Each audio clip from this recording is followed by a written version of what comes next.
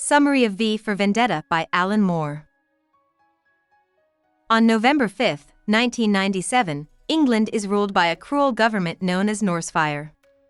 Adam Susan, also known as the leader, is in charge of the governments. England is ruled by an iron hand by the leader, who lives at the head, government offices, and uses the institutions of his government to do so: the finger, law enforcement; the nose, counterterrorism; the ear, phone surveillance; the eye, video surveillance; and Jordan Tower, propaganda. Fate is a very powerful computer that the leader uses to run England.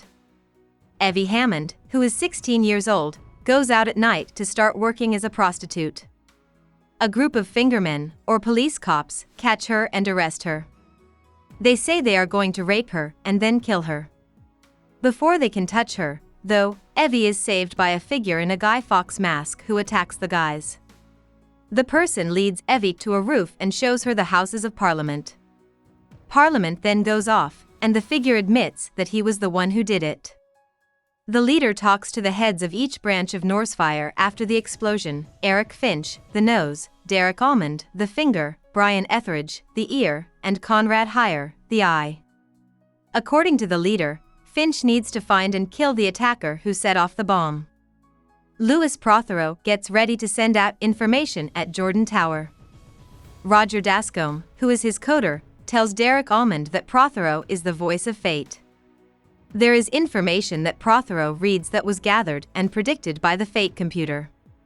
The mystery terrorist puts Evie in a blindfold and takes her to his house, the Shadow Gallery. He comes up to Evie and says his name is V. He then shows her his house, which is full of books, music, and art that the Norsefire government has banned because they are subversive. V asks Evie to describe herself. She says that the US and the USSR had a nuclear war that destroyed most of the world. Over the next few years, the harsh Norsefire rule took over. It caught black people, gay people, and rebels and put them in camps where they would die. When Evie was young, her mother died, and her father was sent to a jail. V takes Prothero away the next day. V tells Prothero about his past in the Shadow Gallery. Prothero used to work as a cruel guard at Larkhill Prison, which was really a prison camp. When V tells Prothero that he was the man in room V, Prothero is scared. V then sets fire to Prothero's beloved collection of dolls, which drives Prothero crazy. England starts to lose faith in the media after a new host takes over as the voice of fate. Leader thinks about how he works with the English people. He says he is a tyrant and doesn't care about freedom or rights. He thinks to himself that the fate computer is the only thing he loves. After that, V visits the Old Bailey, which is a well-known site in London, and talks to the statue of Lady Justice outside. He says Lady Justice has turned against him. His next move is to blow up the Old Bailey. V tells Evie that she wants to help him to say thank you for saving her life. They are still at the Shadow Gallery. V changes Evie into a prostitute outfit and sends him to Bishop Anthony Lil Lyman, who will be his next target. A lot of people in the government know that Lil Lyman has sex with child prostitutes on a daily basis and don't mind. Lil Lyman tries to charm Evie when they are alone together. V jumps in when someone opens the window. He makes Lil Lyman take Holy Communion, which she does even though she is scared. But she soon finds out that the communion wafer is poisonous. Evie is angry at V for what he did and says that killing is wrong. While Finch is looking into Lilliman's death, he learns that Lil Lyman worked with Prothero as a priest at Larkhill Prison. V does his next kill by himself. He goes to the house of Delia Surridge, an old doctor who is seeing Eric Finch behind her back. Delia was a worker at Larkhill Prison. She thinks that room V was where one prisoner was kept. Because of the drugs she gave him, he became super strong and the way he thought changed. In order to get away from Larkhill, the prisoner used chemicals. During the night, V stands over Delia when she wakes up. Delia says she feels bad about her part in Larkhill. V nods and says he was killed with a painless shot while she slept. Derek Almond goes to check out Delia's house because he thinks there might be trouble there. He's easy for V to kill there. Finch finds Delia's diary while looking into the murders. In it, she writes about a man from room V. He knows that V has been killing people who work at Larkhill for 4 years. Evie is still living in the shadow gallery with V. V says she thinks he's her father when she tries to kiss him one night. Even though Evie is shocked, she knows V is right. V takes Evie away from the shadow galley while blindfolding her and then slips away from her. Eve is now all by herself in London. At the same time, the government doesn't give Derek Almond's wife, Rosemary Almond, a pension. They only want to have sex with her, but she has no choice but to ask guys like Roger Dascombe for help because she is poor. V takes over Jordan Tower and sends out a message telling the people of London to get rid of their oppressive leaders and become their own bosses. After what happened, Mr. Finch gets into a fight with Peter Creedy, who is now the head of the Finger and makes fun of Finch for liking Delia Surridge. Finch needs a break, so the leader sends him on a short trip. At the same time, Evie has moved in with a middle-aged gangster called Gordon. Evie looks like she likes Gordon. They hang out at the Kitty Cat Hiller Club, which Rosemary Almond also likes. Rosemary Almond ends up having to work as a showgirl. Gordon has a fight with the criminal Alastair Harper. Harper kills Gordon one day by cutting him with a sword, and Evie swears to get back at Harper. She waits outside the Kitty Cat Killer Club one night and gets ready to shoot Harper. But before she can, she is knocked out and taken to jail. In a strange cell, Evie is found when she wakes up. A guard pulls her into a room and beats her before telling them what they need to know about V. Evie says no. She finds a letter in her cell that was written by a woman named Valerie.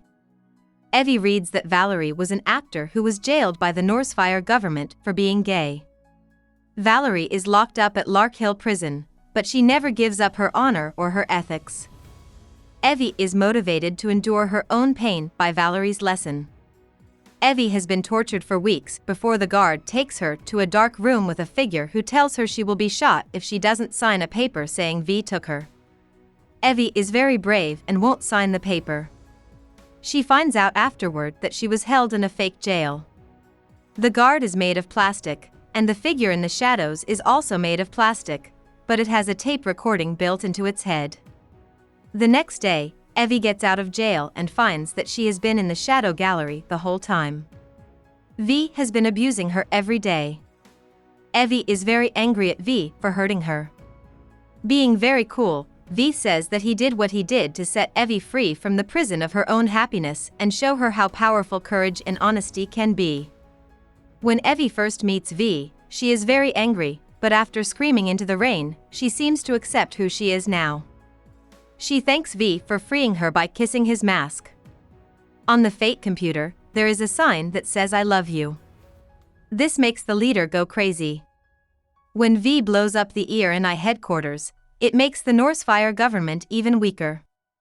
V sends out a message on his own network, telling the people of London to do as they please.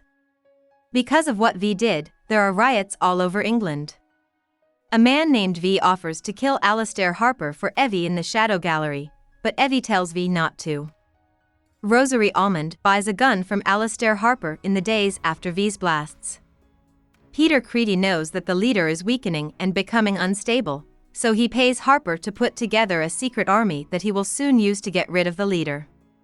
At the same time, Helen Heyer, who is ambitious and heartless, wants to use Harper to get rid of Creedy and make her husband, Conrad Heyer, the new leader of England.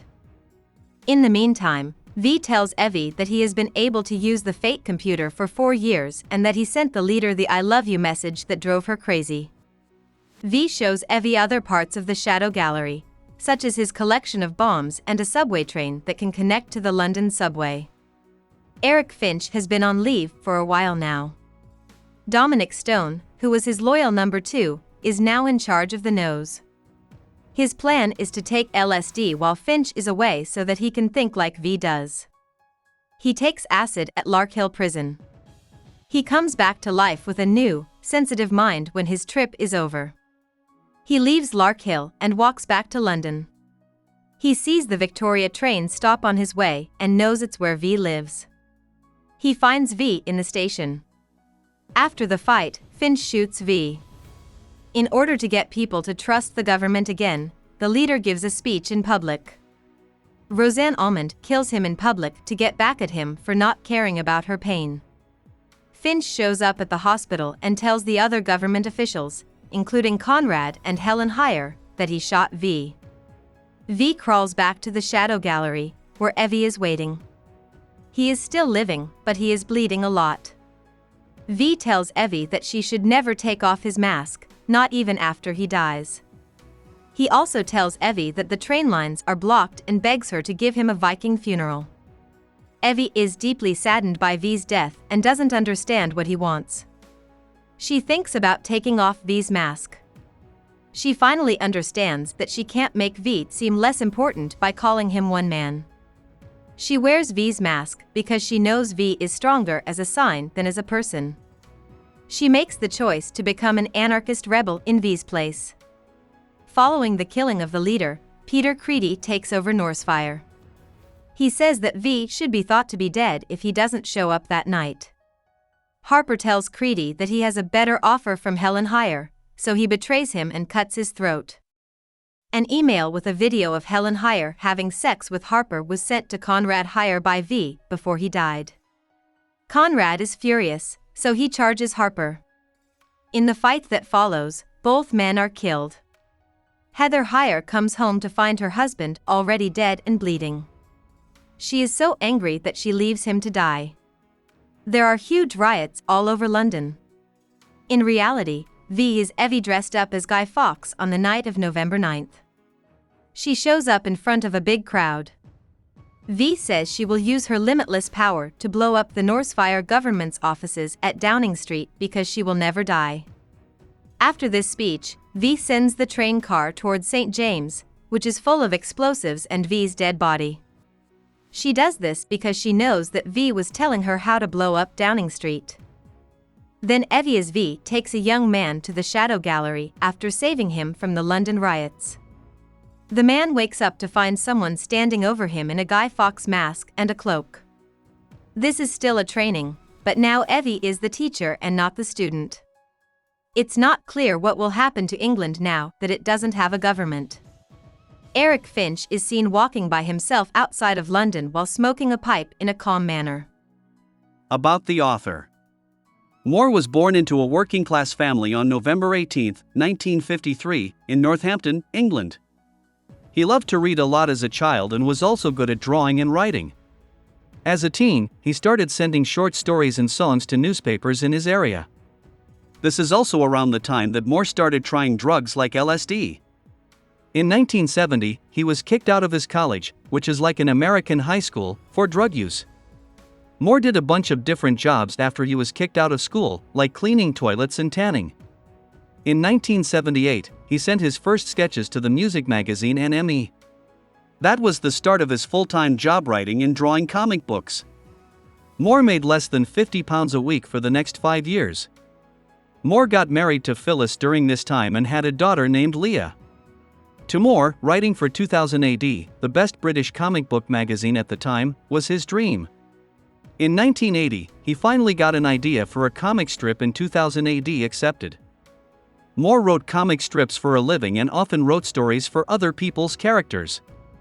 He wrote more than 50 stories for 2000 AD and was known for being quick, creative, and good with words and pictures. In 1983, he got his big break when DC Comics, the biggest comic book company in the US, hired him to make over an old, poor comic strip called The Saga of the Swamp Thing. Moore got a lot of praise for deconstructing the Swamp Thing character, which meant making a joke about superheroes in general. Watchmen, which came out between 1986 and 1987, is probably Moore's most well-known work. Moore finished V for Vendetta in 1989. It is one of his most well-known pieces. He has worked on more than 50 graphic novels since 1990. Some of them are From Hell, which is a new take on the murders by Jack the Ripper, The League of Extraordinary Gentlemen, which is an adventure comic with Victorian-era literary heroes, and Promethea, which is a mix of comic book tropes and Kabbalistic ideas. Numerous comic book awards have been given to Moore, and Time magazine named his comic Watchmen one of the 100 best works of fiction written in the 20th century. Hope we summarized it fully and you liked it. Please hit the like button and subscribe to our channel so that we are motivated to create more videos.